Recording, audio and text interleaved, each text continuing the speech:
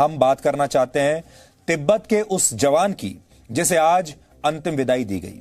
वो फिल्मों में काम नहीं करता था, वो कोई बड़ा अभिनेता नहीं था, कोई बड़ा सेलिब्रिटी भी नहीं था, इसलिए हो सकता है उसकी मौत पर हमारे देश में इतना बड़ा बवाल ना मचे। हमारे देश में यह चलन बन गया है कि हम सिर्फ बड़े फिल्म स्टार्स और बड़े बड़े सेलिब्रिटीज की मौत पर ही चर्चा करना चाहते हैं, उन्हीं की मौत की जांच देखना चाहते हैं, उन्हीं के बारे में बात करना चाहते हैं।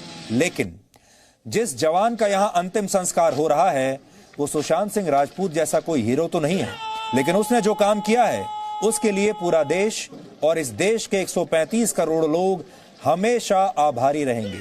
संभव है कि आप इस जवान का नाम भी नहीं जानते होंगे।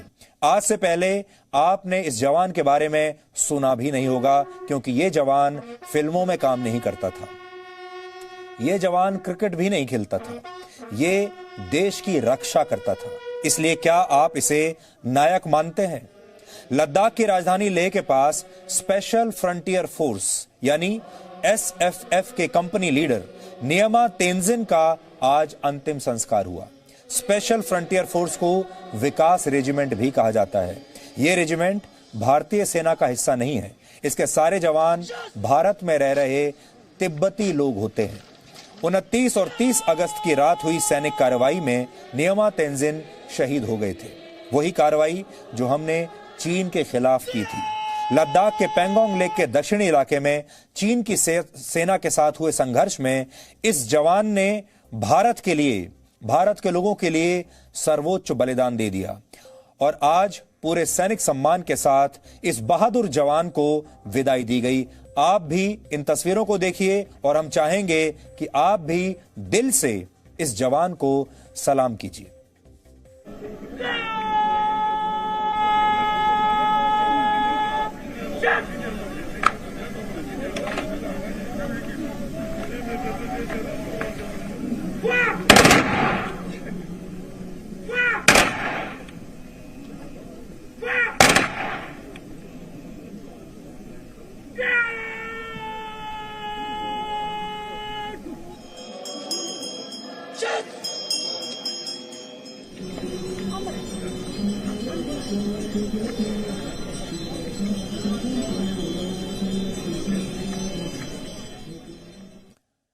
लेह में हुआ यह अंतिम संस्कार भारत और तिब्बत के बीच एकता की एक बहुत ही भावुक तस्वीर है। यहां एक बात और ध्यान देने वाली बात है कि कंपनी लीडर नियमा तेंजिन की पत्नी को तिब्बत और भारत दोनों का झंडा दिया गया, जबकि देश के लिए शहीद होने वालों के परिवारों को सिर्फ तिरंगा दिया जाता है। लेकिन इनके हाथ में दोनों देशों के झंडे थे, एक भारत का और दूसरा तिब्बत का। इसका मतलब क्या है? यानी ये भारत में तिब्बत को दिल से अपनाने की सच्ची तस्वीर है, जिसे आज आप सबको ध्यान से देखना चाहिए और फिर आप भारत और तिब्बत को एक फ्रेम में रखकर देखिए।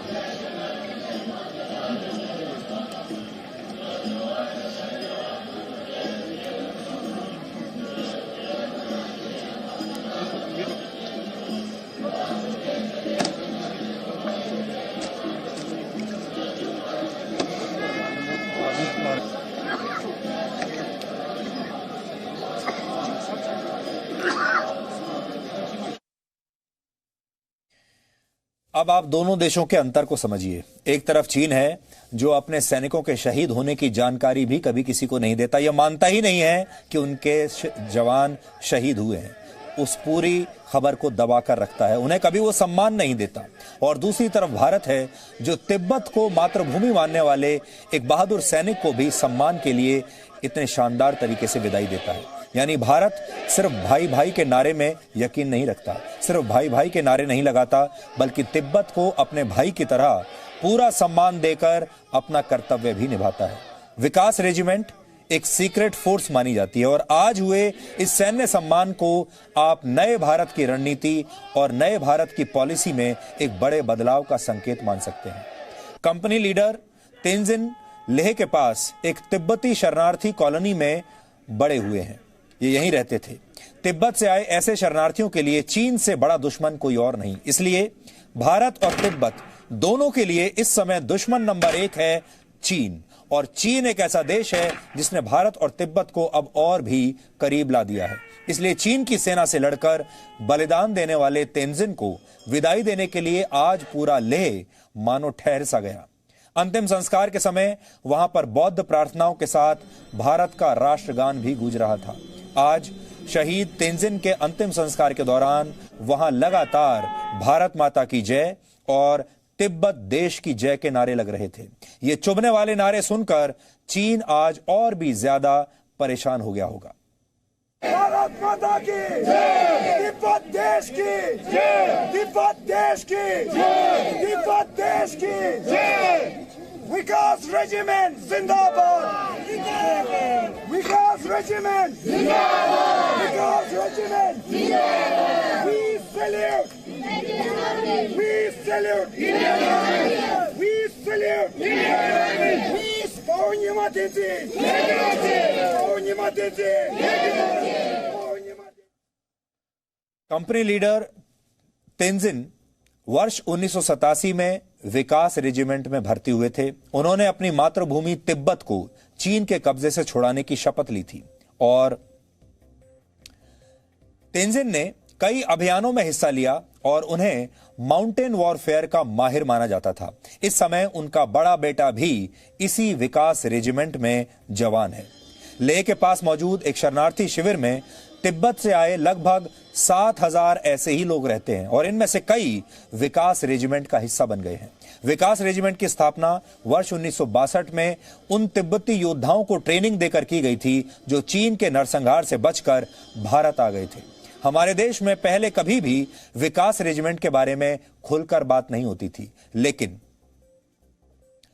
तेंजिन की शहादत के बाद इस फोर्स का नाम आजकल सबकी जुबान पर है।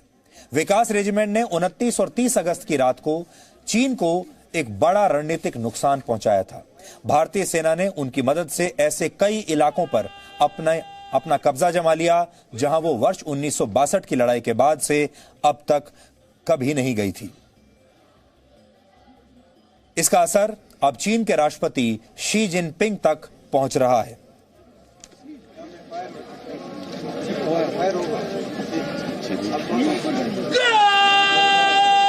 अब नई खबर यह है कि भारतीय सेना की कार्रवाई के बाद शी जिनपिंग चीन की सेना पीपुल्स लिबरेशन आर्मी यानी पीएलए से काफी नाराज हैं और वहां की मीडिया रिपोर्ट्स में यह भी कहा गया है कि पेंगोंग लेक के पास चीन के एक कमांडर ने भारत का मुकाबला करने के बदले अपनी सेनाएं पीछे कर ली थी, यानी उसने मुकाबला करने की बजाय वहां से भागना ठीक समझा और इसी बात से शी जिनपिंग बहुत नाराज हुए।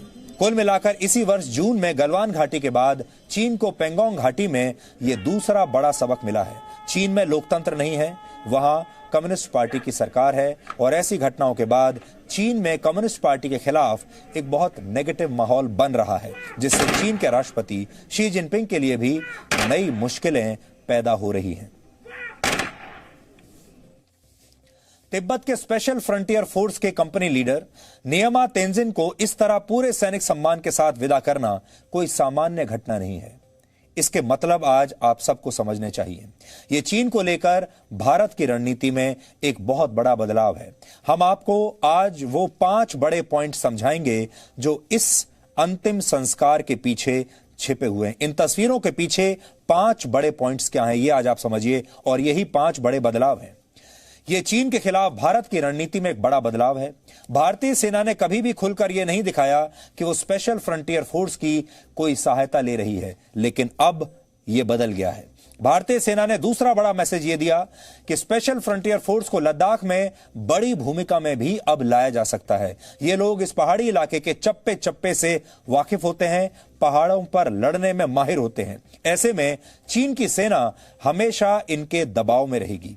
अब तिब्बत की आजादी को अंतर्राष्ट्रीय स्तर पर समर्थन के मिलने के भी आसार हैं, क्योंकि तिब्बत को इस तरह से खुलकर आज आपने अपनी स्क्रीन पर देख लिया। तिब्बत के शरणार्थियों की आवाज अब तक सामने कभी नहीं आती थी। भारत के समर्थन के बाद दूसरे देश भी अब तिब्बत को अपना समर्थन दे सकते हैं।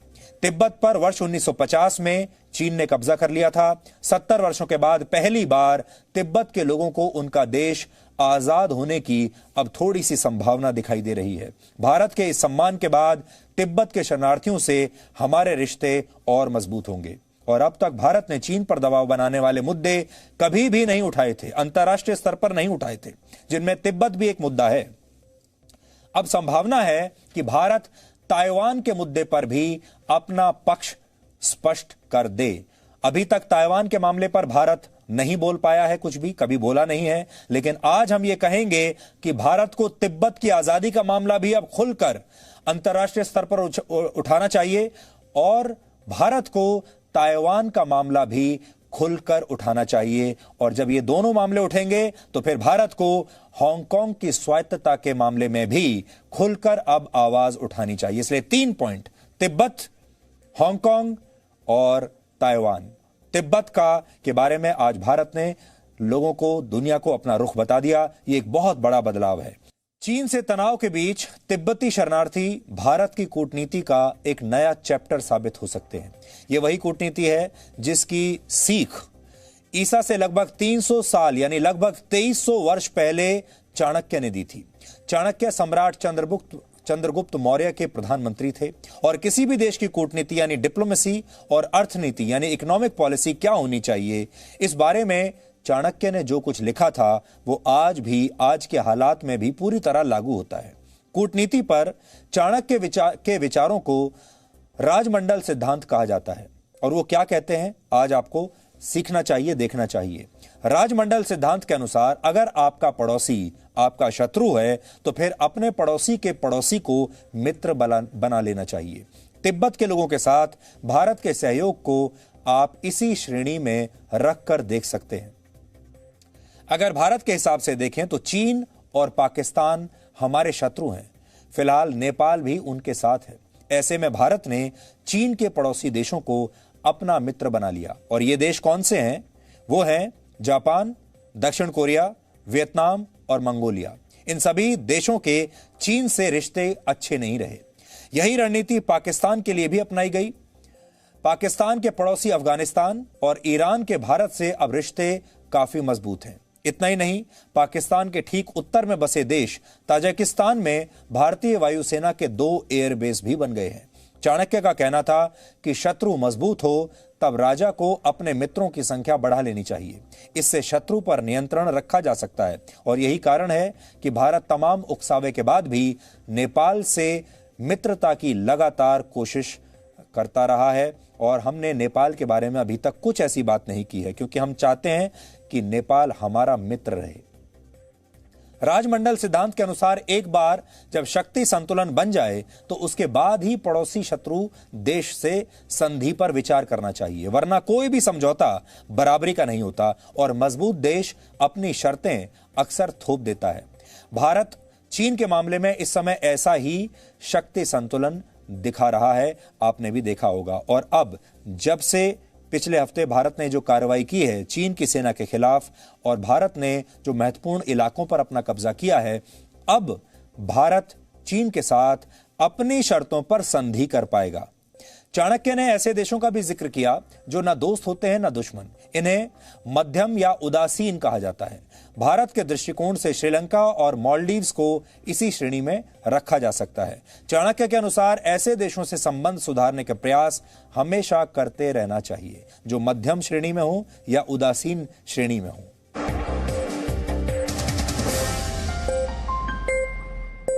Presenting B News app, available on Google Play and App Store. Download it now.